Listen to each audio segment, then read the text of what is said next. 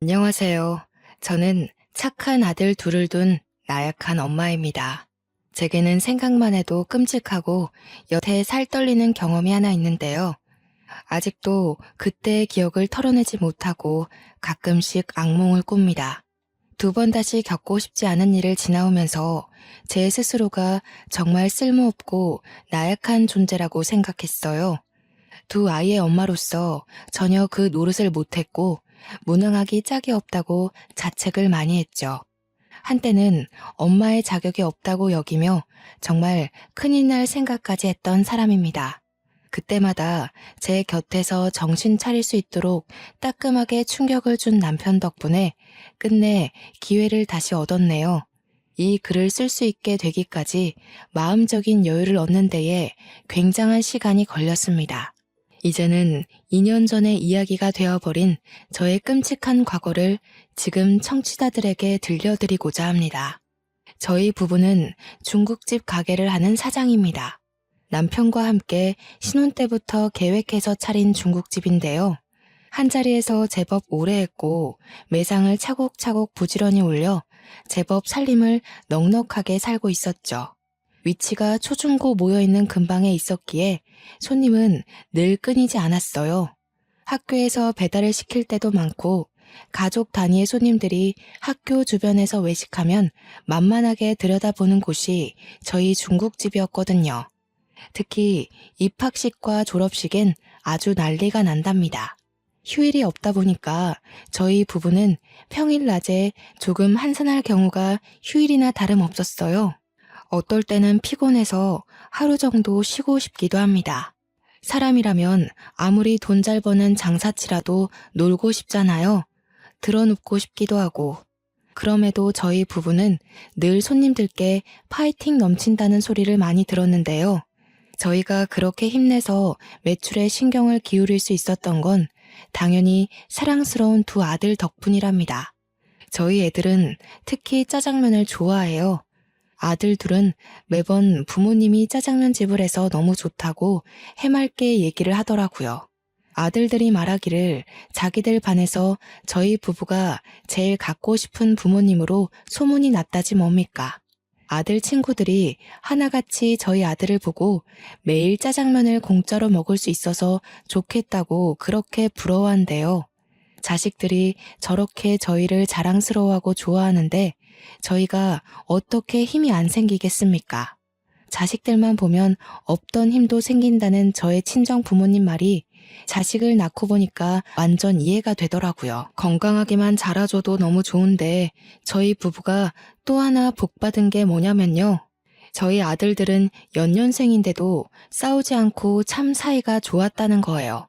쌍둥이처럼 똑 닮아서 사람들이 볼 때마다 쌍둥이 아니냐고 묻기도 하는데 보통은 형제 자매가 그런 소리를 들으면 서로 기분 상해하지 않습니까? 그런데 저희 아들들은 사람들한테 그런 소리 듣는 걸 되게 좋아하고 즐겼다는 겁니다. 형제 애가 남다르게 좀 강했어요. 한참 친구들 좋아할 시기인데도 둘과의 약속이 우선인 애들이었다니까요. 둘이서 놀 땐 웬만한 사이좋은 딸아이들처럼 매일 붙어 다니면서 얌전히 불록놀이를 한답니다. 부모라면 내 새끼들이 싸우지 말고 사이좋게 지내길 바라잖아요. 솔직히 둘째를 가지고 성별이 남자아이란 걸 알았을 때 내심 첫째와 자주 싸우게 될까봐 걱정했거든요. 그런데 첫째가 둘째한테 먼저 많이 양보하다 보니까 둘째도 자연스레 그걸 배워서 형을 챙기더군요. 저희가 시킨 적도 없는데 알아서 서로를 챙기고 위해주니 얼마나 뿌듯한지 모릅니다. 둘째가 초등학교를 입학하고부터는 첫째랑 둘이서 학교까지 나란히 같이 다니게 되었는데요. 1살 차이라지만 첫째가 워낙 듬직했기 때문에 저와 남편은 얼른 둘째가 학교를 다니길 기다리고 있었습니다. 둘째가 아직 유치원 졸업을 못했을 땐 늘 제가 일을 하다 말고 데리러 갔었거든요. 일이 바쁠 때 항상 아이 하원이 겹쳤는데 남편 혼자 두고 얼른 나갔다 오는 것도 생각보다 곤란한 일이더라고요. 그런데 아들들이 같이 학교를 다니니까 첫째가 알아서 둘째를 데리고 학교를 하는 겁니다. 이마저도 첫째한테 부탁한 일이 아니었어요. 말 그대로 첫째가 알아서 둘째를 챙겨 나오고 있더군요. 둘째 손을 꼭 잡고 하교를 하는 모습을 보고서 그때 제가 첫째한테 앞으로 동생 챙겨서 와줄 수 있겠냐고 부탁을 했었습니다. 엄마가 이런 부탁해서 미안해. 우리 현중이가 동생 잘 챙겨서 집에 올 수 있지? 엄마 아빠가 너무 바빠서 현수를 못 챙길지도 모르거든. 현중이가 형으로서 한번 책임져 볼래? 그런 건 걱정 마. 현수 마치는 시간이랑 내가 마치는 시간이랑 비슷해서 별로 어렵지 않아. 현수한테도 혹시 먼저 마치게 되면 우리 반에 오라고 했거든. 현수도 알겠대. 우리가 무슨 복이 있어서 이렇게 듬직한 아들들을 낳았을까. 현중이 덕분에 엄마 아빠가 더 힘내서 짜장면 팔 수 있겠다. 고마워 아들. 첫째가 흔쾌히 허락해주는 덕에 저는 남편과 장사에 좀 더 신경을 쓸 수 있었어요. 그리고 저희에겐 이웃이기도 했고 같은 학부모 입장이기도 한 측근 부부가 있었습니다. 저희 가게 옆에 나란히 장난감 가게 하나가 있었어요. 같이 장사하는 입장에서 오다 가다 마주치는 덕에 친해진 이웃들이죠. 그 사람들과는 자녀 학교가 같은지라 학부모 교육이나 모임이 있으면 시간 맞춰 같이 갈 정도로 친했습니다. 유나 엄마, 학교 상담 오늘 윤주 차례지? 우리 아들 순서랑 비슷하게 걸려서 같이 가면 될 것 같은데 시간 괜찮겠어? 그럼요 언니. 나중에 저녁 때쯤 제가 언니 가게 찾아갈게요. 상담 끝나고 차 한잔 할래요? 이번에 저희 외가 쪽에서 콧감 가지고 왔는데 아주 실하고 맛있더라고요. 좀 챙겨드릴게요.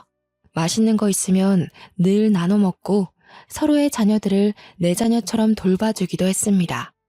너무 고맙게도 우리 아들들 생일이 되면 그 집에서 장난감도 하나씩 선물을 해주곤 했어요. 직접 골라서 원하는 걸 갖게 해주었는데 그날만 되면 아들들이 아침부터 기뻐 날뜁니다. 장난감 받는 날이라면서 마치 산타 할아버지한테 선물 받는 것처럼 행복해했죠. 아들이 둘인 저희와 달리 그쪽은 딸이 둘이었는데요. 저희처럼 연년생은 아니었고 첫째 딸이 우리 첫째 아들과 동갑이고 둘째 딸이 아직 유치원을 다니고 있었습니다.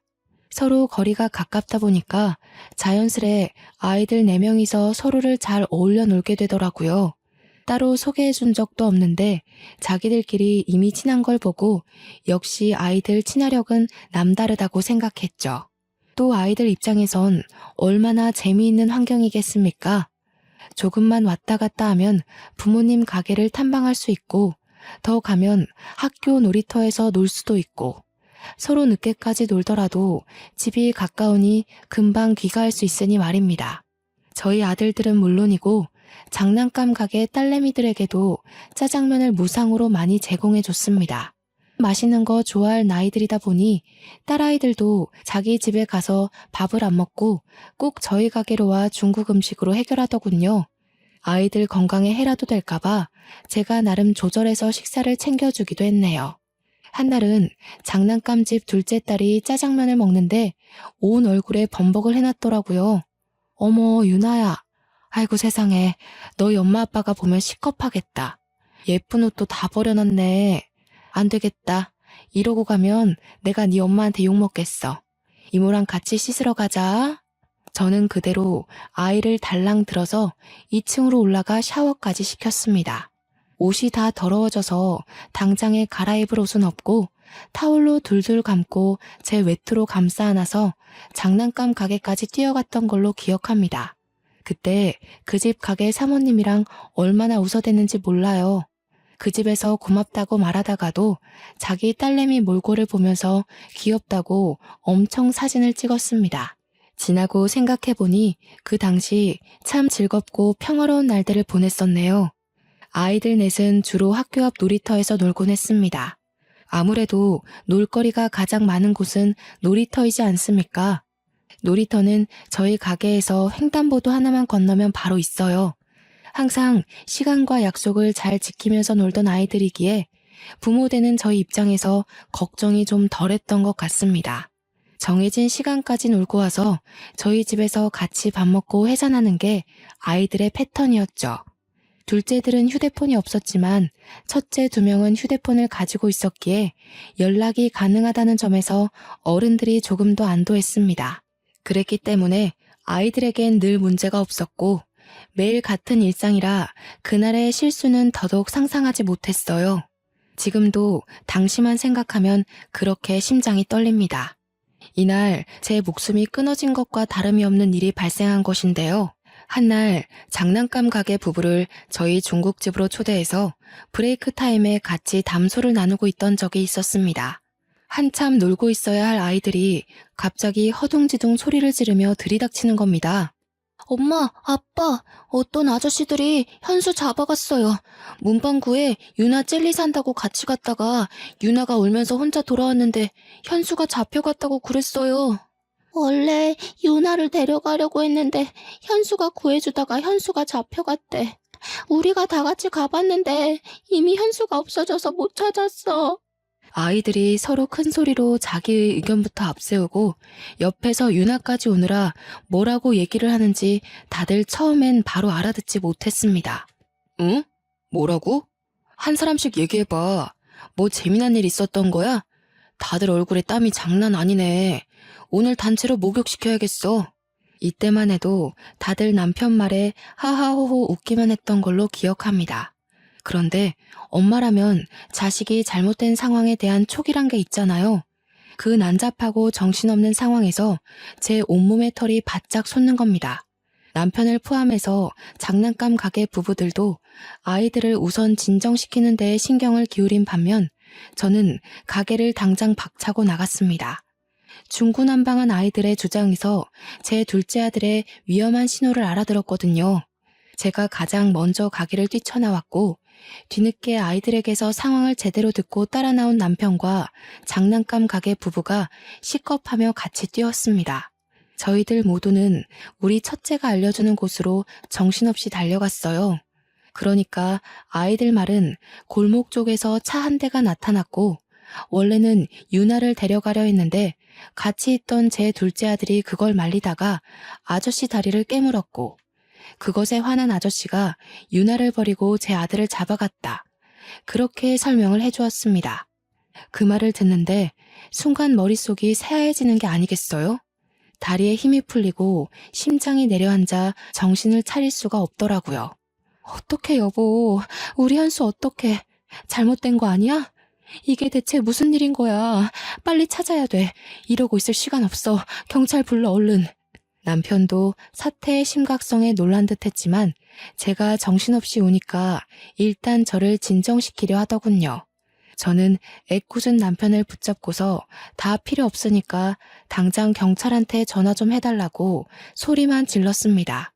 옆에서 장난감 가게 부부가 대신 신고를 해주었고 얼마 뒤 경찰이 우리를 태우러 왔어요. 경찰과 함께 확인한 놀이터 근방 CCTV에는 검정색 차는 잡히지만 담장에 가려 아이들의 모습은 보이지 않았습니다. 안타깝게도 차가 다닐 수 있는 골목임에도 불구하고 사각지대였던 겁니다. 경찰이 곤란해하는 눈짓을 보곤 정말 실신할 정도로 정신을 놓을 것 같았네요. 저희가 다 같이 경찰서로 오는 바람에 어쩔 수 없이 아이들도 같이 데려왔는데요. 경찰이 유일하게 목격자인 아이들에게 현장을 한 번 더 물어보는 겁니다. 그런데 또 문제는 정작 어느 정도 판단력이 있는 첫째들은 어린 유나한테 얘기를 전해 들은 거였단 거지요. 우리 아들을 데려간 아저씨들을 본 사람은 고작 6살인 유나밖에 없었다는 거예요. 어린 아이의 말은 신빙성이 없지만 그래도 경찰이 유나한테 조심스레 물었습니다. 그러나 그 일 이후로 지레 겁을 먹은 유나는 부모 뒤에 숨기만 할 뿐 어떤 얘기도 해주지 않았습니다. 가슴이 미어 터질 것처럼 불안하던 저는 결국 어린아이한테 몹쓸 짓을 해버렸는데요. 다짜고짜 유나를 붙들고 무섭게 다그치고 말았습니다. 말해 유나야, 네가 봤잖아. 우리 현수 데려간 아저씨들 너밖에 안 봤잖아. 네가 말해야 현수를 찾을 수가 있어. 현수 엄마, 왜 이래요? 우리 유나도 많이 놀라서 시간이 필요하단 말이에요. 불안한 건 알겠는데 그래도 아이한테 이러는 건 아니죠. 유나한테 시간이 필요할진 몰라도 내 아들한텐 시간이 없다고요. 우리 현수가 유나 구하다가 그렇게 됐다잖아요. 다른 사람도 아니고 유나 엄마가 이렇게 나오면 안 되죠. 상황이 참 엉뚱하게 흘러가 버렸는데요.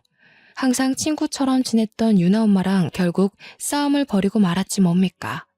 어른들이 목소리 높여서 다투다 보니까 유나는 또 큰 울음을 터뜨렸고, 경찰은 그런 유나한테서 더 이상 목격자 진술은 어렵다고 판단을 해버렸습니다.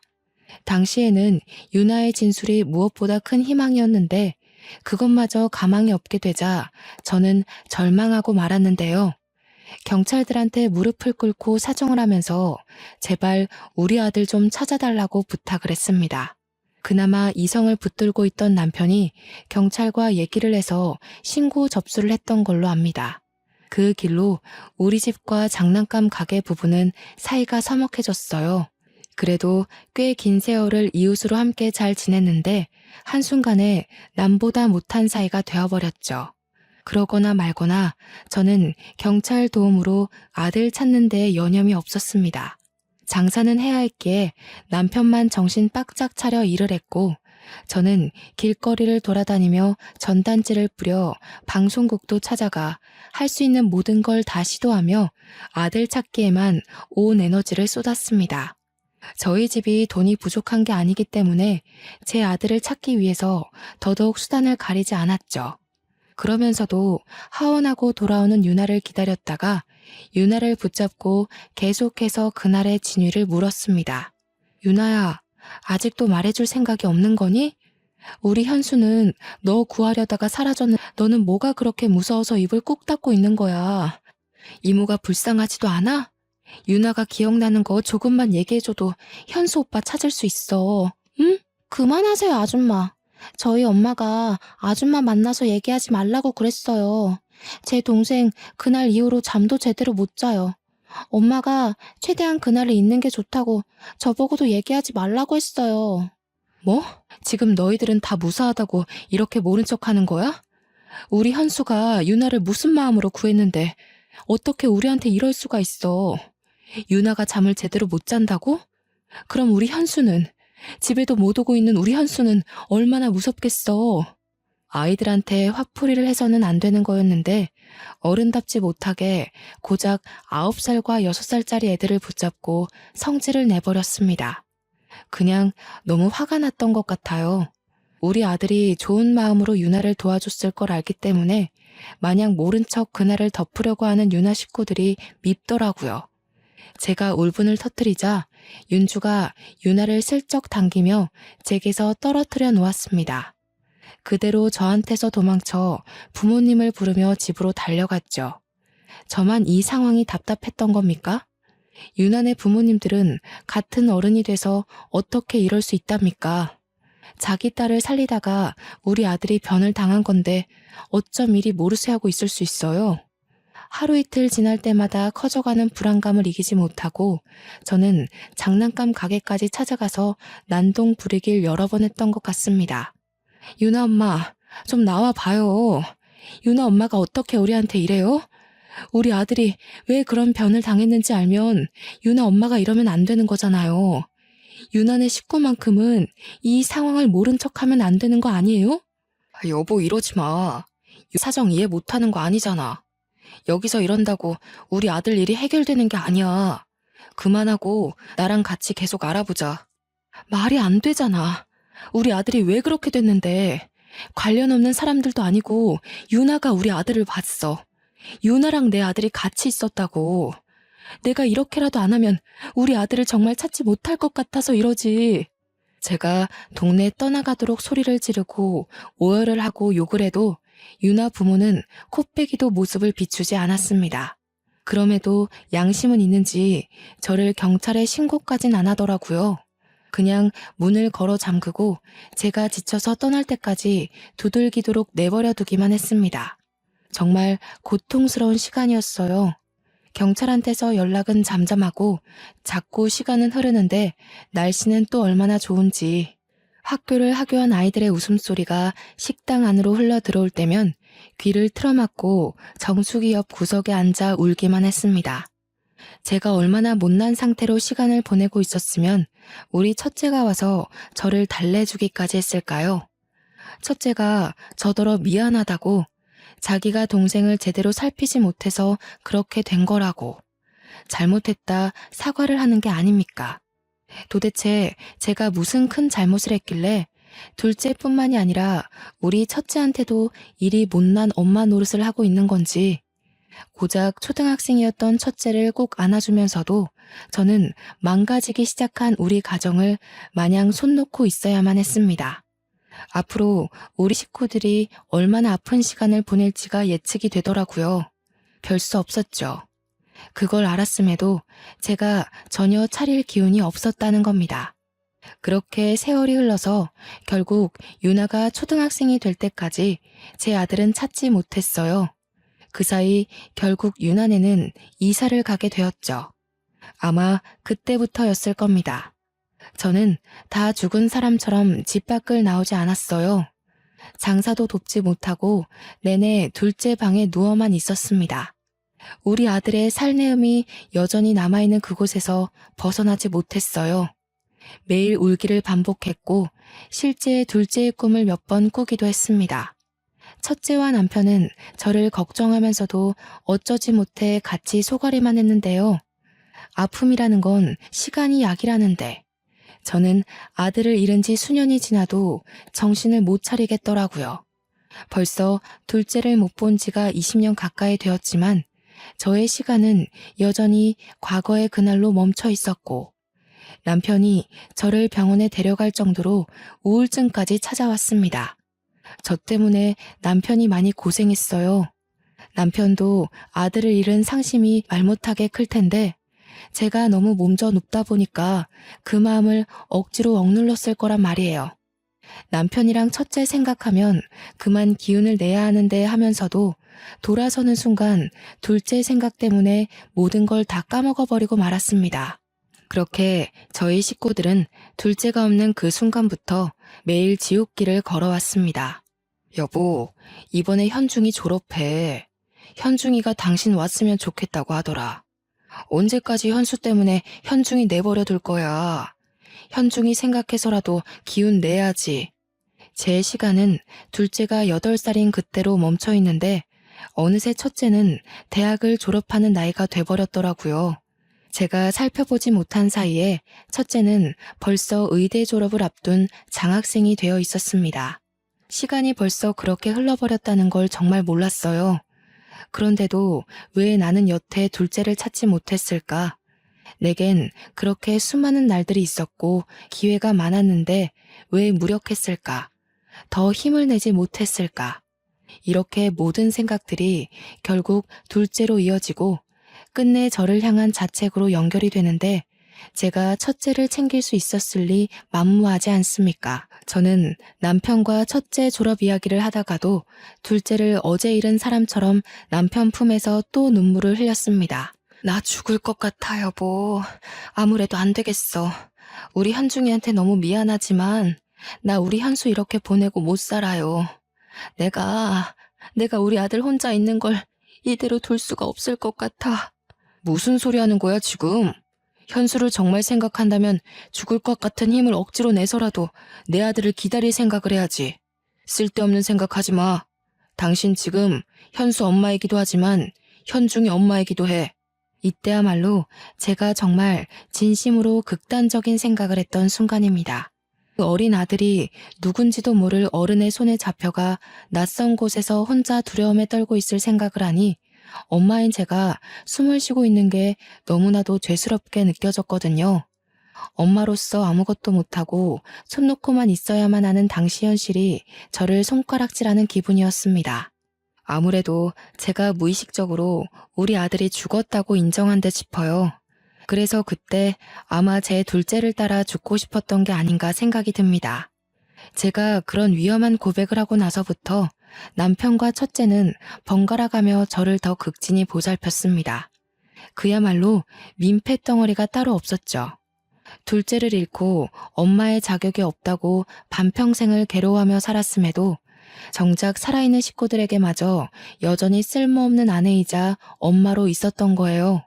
남편한테도 너무 미안했지만 특히 첫째한테 미안해서 한날의 졸업을 앞뒀는데도 공부를 하고 있는 첫째 방을 찾아갔습니다.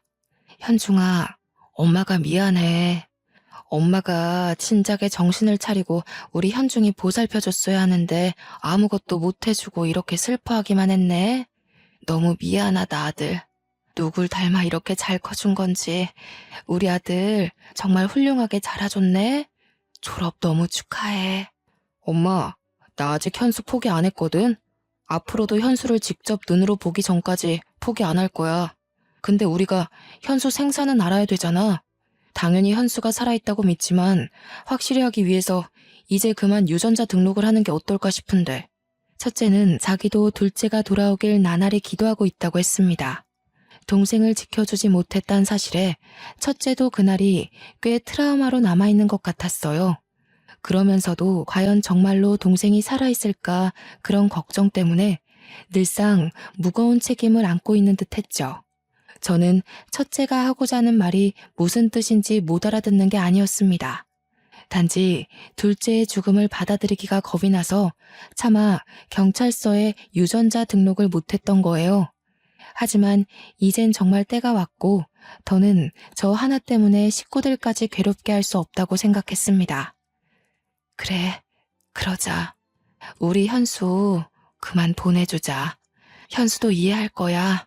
우리 가족이 현수를 잊지 않고 늘 함께라는 걸 다 알고 있을 거야.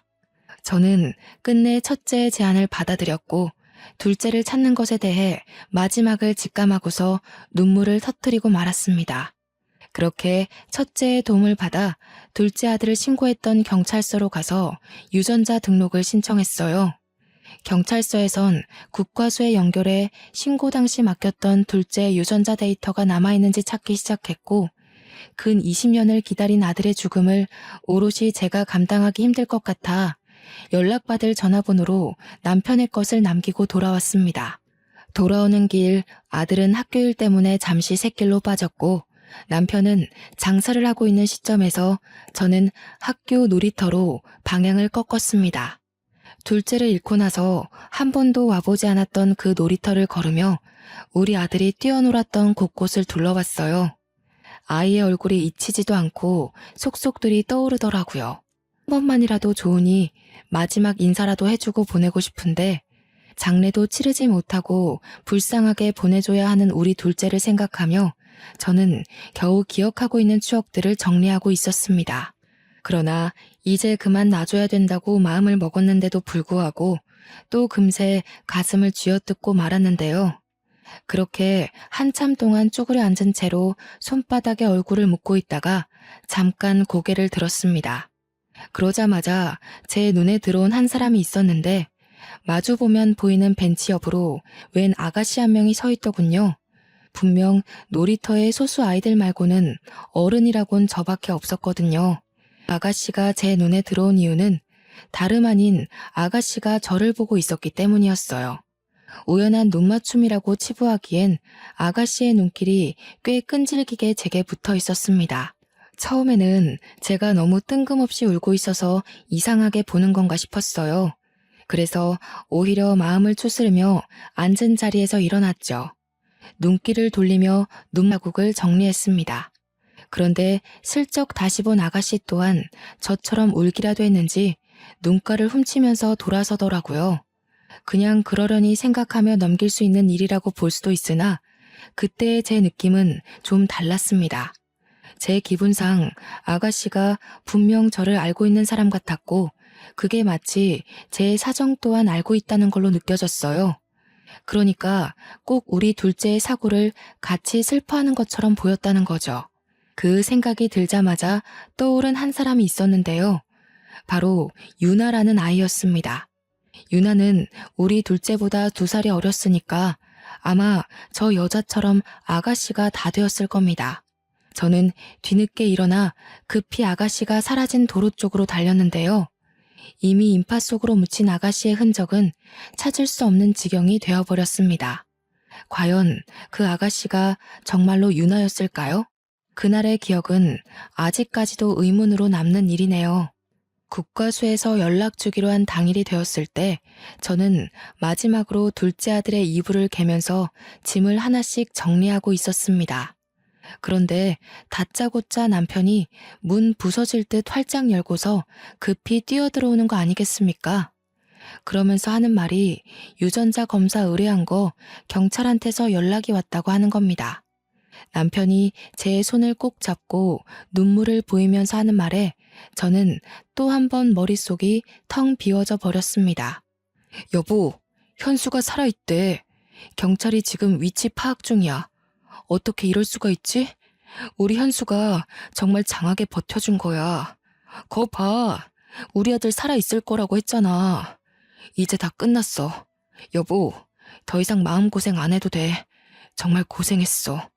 남편의 말을 듣는데 지금 제가 꿈을 꾸고 있는 건지 판가름하기까지 오래 걸렸습니다. 남편이 울면서 저를 품에 안아주었을 때야 저는 모든 사실을 실감했죠. 그게 정말이야? 정말 우리 아들이 살아있대? 어디? 7일대. 당장 가봐야겠어. 여보, 나 좀 아들한테 데려다줘. 경찰이 연락 줄 거야. 아마 하루 정도는 걸릴 거라고 했어. 이제 막 추적 들어갔다고 찾는 건 지금부터래. 아마 살아있을 가능성이 크다고 했어. 남편 말대로 둘째를 찾은 뒤에 연락을 주겠다던 경찰은 하루가 지나서 다음날 아침에 전화를 해주었습니다. 진작에 일정을 정리해 놓았던 저희 가족은 모두 경찰서로 정신없이 갔어요. 경찰이 안내해 준 곳으로 따라갔더니 웬 청년이 하나 앉아 있었는데요. 좀 꾀지지하긴 했으나 우리 둘째가 맞다는 걸 단번에 알아봤지 뭡니까. 너무 많이 커버렸지만 제가 바로 알아볼 수 있었던 이유는 바로 첫째와 쌍둥이처럼 똑 닮은 얼굴 때문이었습니다. 현수야, 아이고 감사합니다. 하느님 너무 감사합니다. 우리 현수 고생 많이 했지. 엄마가 늦게 찾아서 미안해. 이렇게 살아있는 줄도 모르고 엄마가 더 노력하지 못했어. 고맙다. 있어줘서 고마워. 그때부터 저는 정신없이 울면서 우리 둘째 얼굴을 만지느라 주변 기억들은 좀 흐릿합니다. 둘째를 안아주면서도 이게 현실이 맞나 싶어서 몇 번이나 아들을 주물럭거렸어요. 남편과 첫째와도 인사를 나누는 둘째를 놓지 못하고 내내 붙잡고 있었습니다. 둘째가 제게 엄마라고 불러주는 말을 듣고 나서야 이 모든 것이 현실이라는 걸 제대로 받아들였던 것 같네요. 저희 식구들은 둘째의 이야기를 듣기까지 가족 간의 상봉을 실감하느라 좀 오래 걸렸습니다.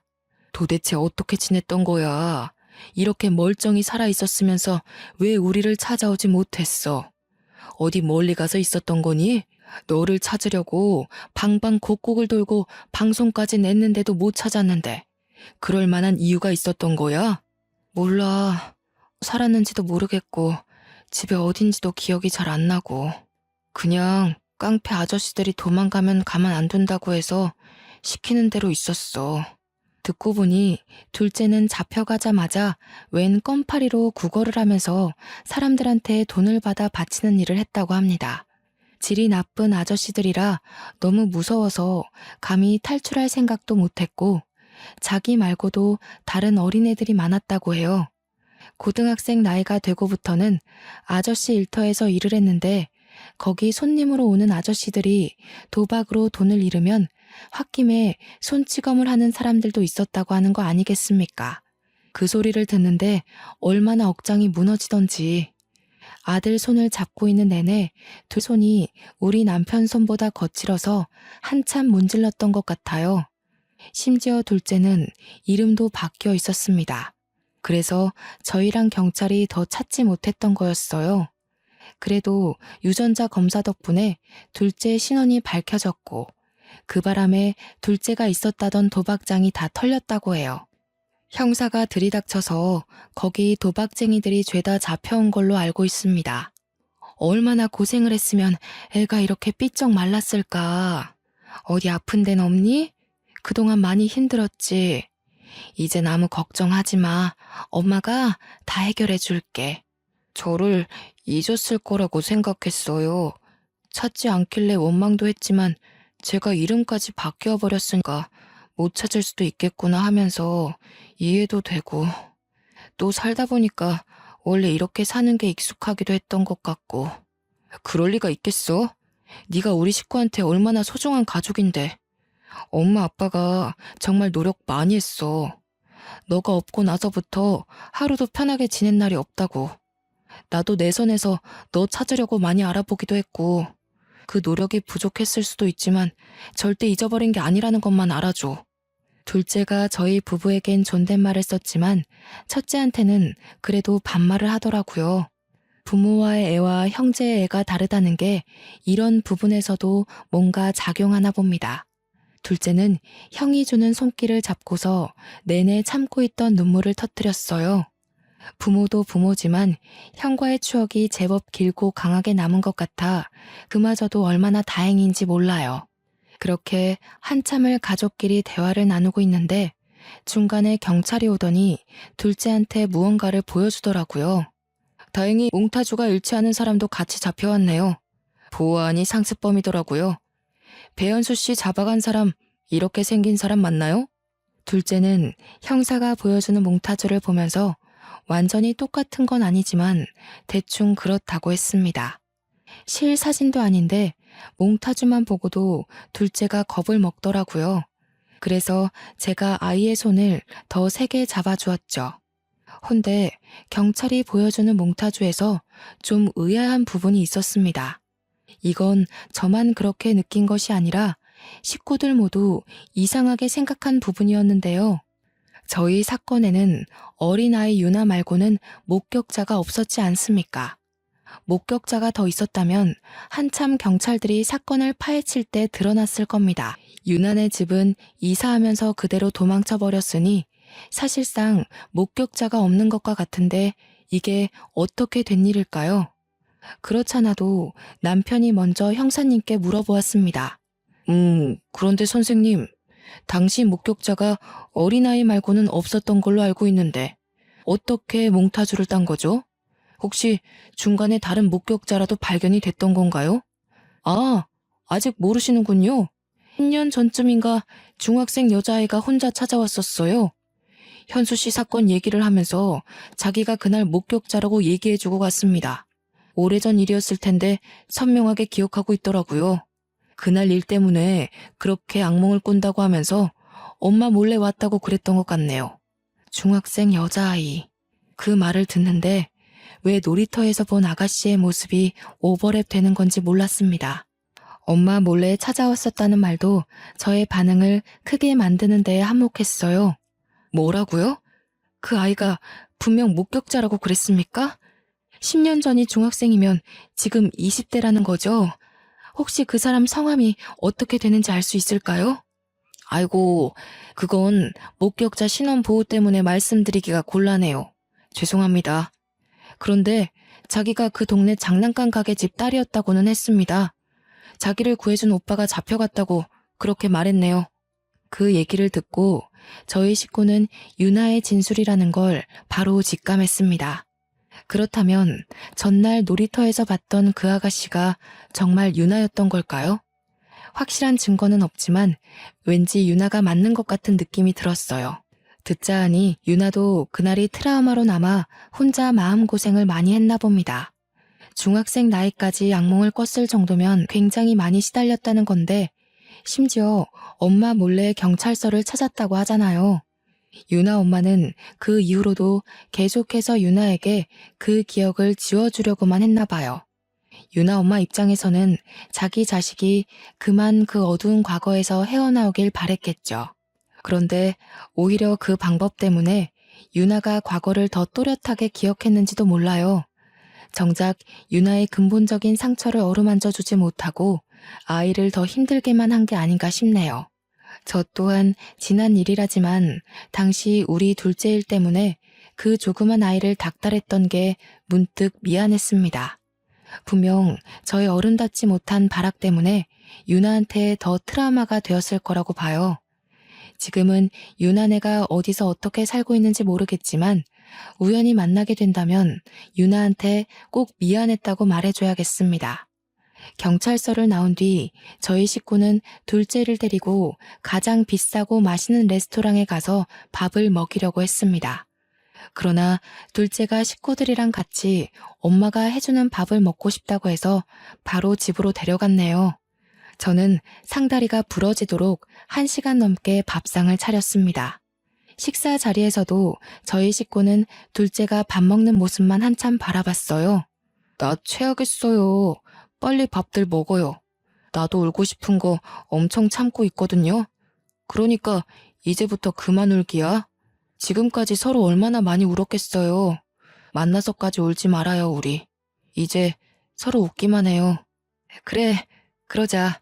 그래도 이 말은 꼭 해주고 싶네. 이렇게 잘 버텨줘서 너무 고맙다. 앞으로 하고 싶은 일, 사고 싶은 거 있으면 형한테 말해. 형이 다 해줄게. 누구보다 힘들었을 우리 둘째가 앞으로 사회에 정상적으로 재기할 수 있도록 저희 식구는 지원을 아끼지 않을 생각입니다. 저는 아직도 이게 꿈인지 생시인지 가끔 몰라서 자다가 새벽에 일어나 둘째 방문을 열어봐요. 벌써 이 일이 2년 전이 되었음에도 한번 둘째와 못해봤던 추억들을 나누려면 또 다른 의미로 정신이 없을 것 같습니다. 그렇게 지내다 보면 자연스레 저의 불안한 증세도 많이 완화되겠죠. 기적처럼 제 품으로 돌아와준 우리 아들의 이야기를 쓰면서 과연 제가 글을 잘 마무리할 수 있을까 싶었는데 벌써 마지막 인사를 할 차례네요. 이곳에 제 아픔을 풀기까지 오랜 시간이 걸렸다고 말씀드렸는데요. 나름 여기다 정리를 해보니까 지난날보다 제가 많이 안정되었다는 걸 느꼈습니다. 좋네요. 이런 기회를 통해 제 안에 있던 온전한 트라우마를 꺼내놓은 기분이에요. 너무 감사한 시간들이었고 꼭 아픈 사연이 아닌 기가 막히게 행복한 사연들도 여기다 써보고 싶은 마음입니다. 이런 좋은 기회가 존재하는 것도 다 감상해주는 청취자분들이 존재하기 때문이겠죠. 청취자분들의 관심 덕분에 저뿐만 아니라 모든 사연자들이 치유를 받고 가는 게 아닌가 싶습니다. 오늘도 역시 또 하나의 사연을 경청하여 들어주셔서 감사하고요. 하시는 일 늘 번창하시기를 바라겠습니다. 그럼 이만 인사드릴게요.